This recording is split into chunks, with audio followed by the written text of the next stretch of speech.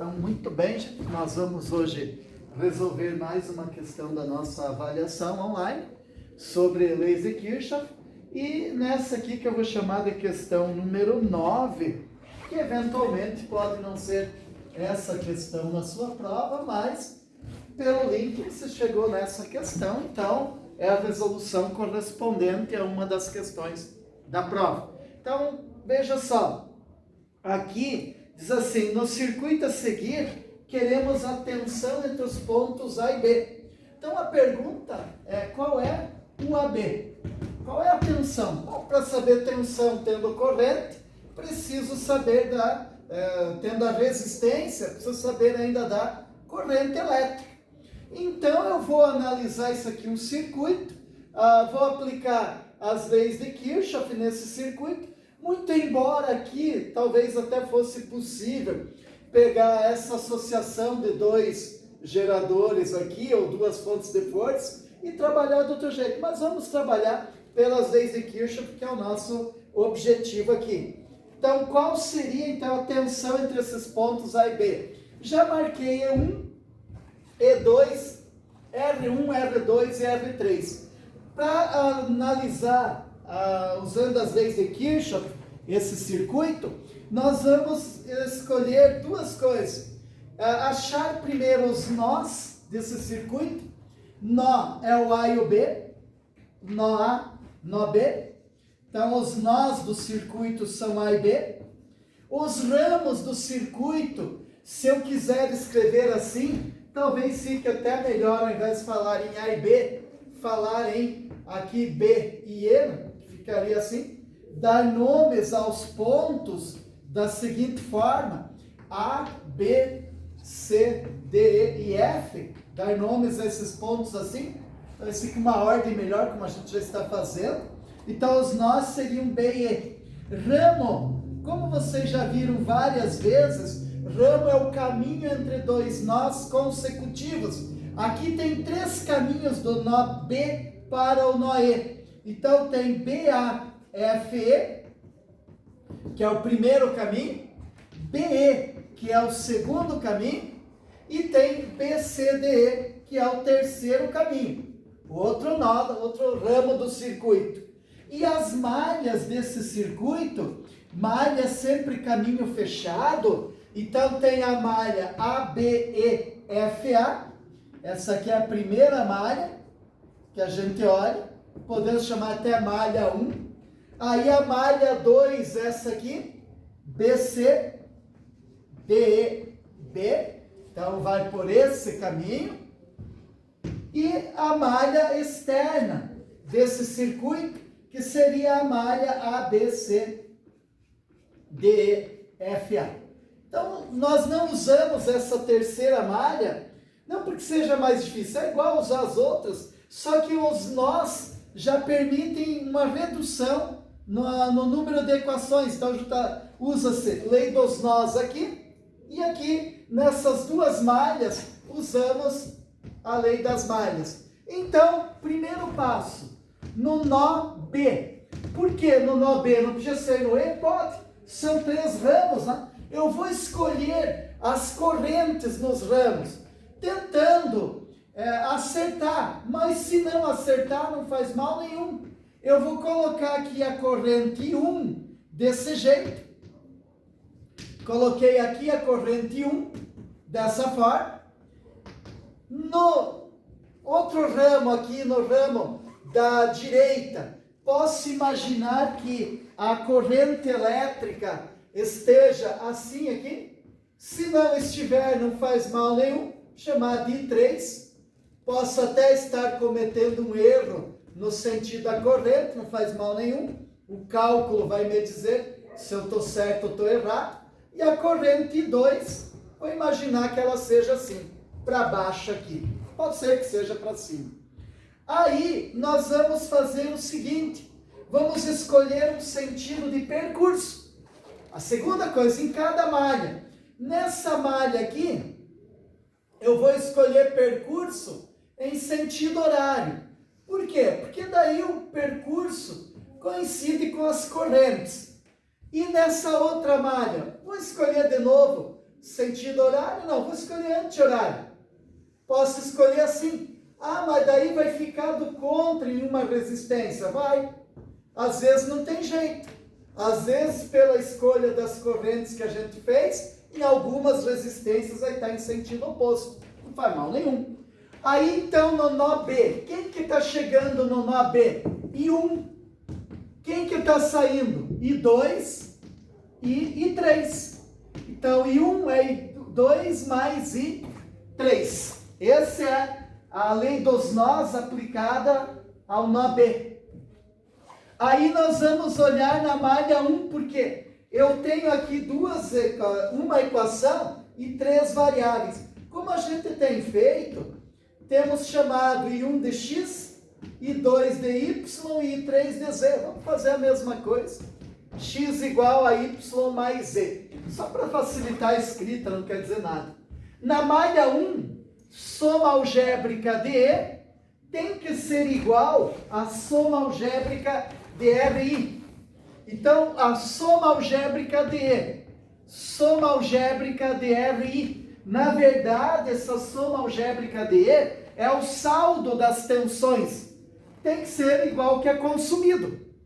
Então, produziu tensão, tem que gastar tensão. Se eu jogo esse somatório de RI para o primeiro membro, R vezes a tensão, daria igual a zero. O que seria igual a zero? A soma das tensões. É a lei de Kirchhoff. Soma das tensões é zero. Na malha 1, quantas fontes de força eletromotriz? Só uma. E pelo percurso, estou indo do menos para o mais. É um gerador. Você só olha o percurso. Só olha o percurso. Então, é um gerador. E1. Não tem outra fonte. Igual a RI. Vou olhar aqui as resistências e observo que só tem duas resistências. Tem a R1 de 10 ohms e a R2 de 15 ohms. Então, R1 e 1 e R2 e 2. Vamos ver os sinais. Aqui, corrente para cima, percurso para cima. Então, positiva. R2 e 2, olhando a malha da esquerda. Corrente para baixo, percurso também para baixo. Quer dizer que R2 e 2 também é positivo.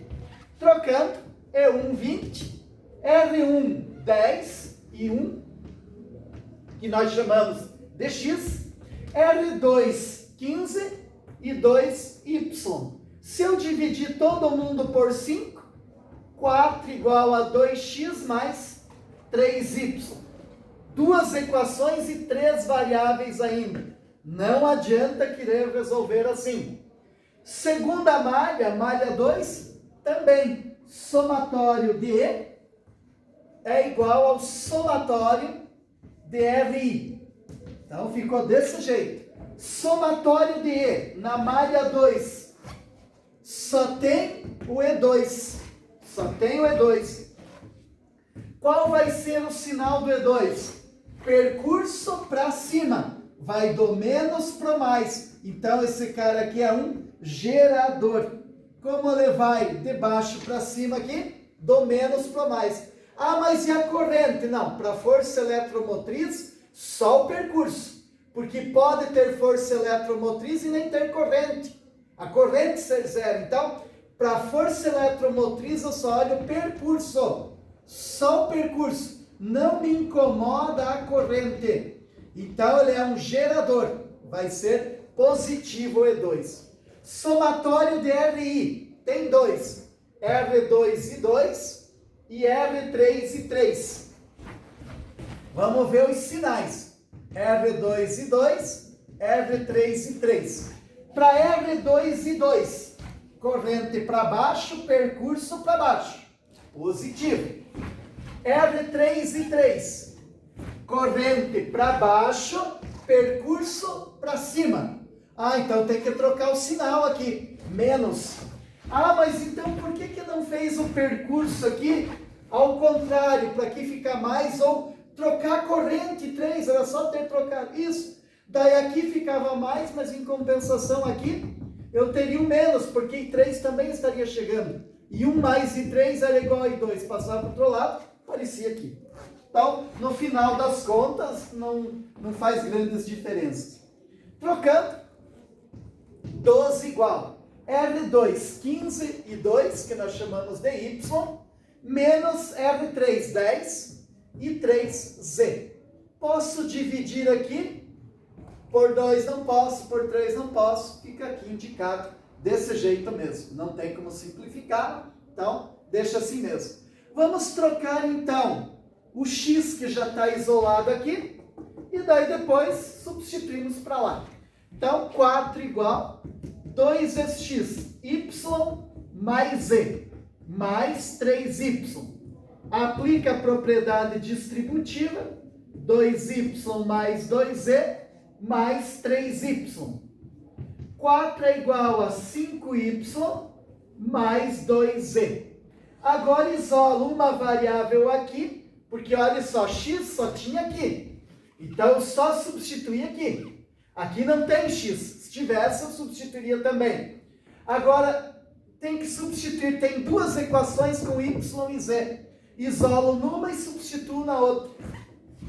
Se eu isolar o 5y, 4 menos 2z igual a 5y. Então, y vai ser 4 menos 2z dividido por 5. Podia ter deixado 5y isolado, porque 15 é 3 é 5y, facilita, vai dar no mesmo. 12 igual 15y, 15 que multiplica 4 menos 2z dividido por 5, menos 10z. Então, 12 igual 15 por 5 eu posso simplificar, que fica 3. E aí aplico propriedade distributiva.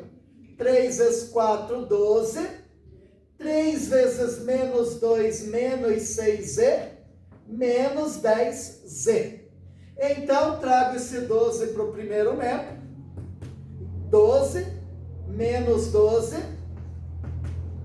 igual a menos 16z.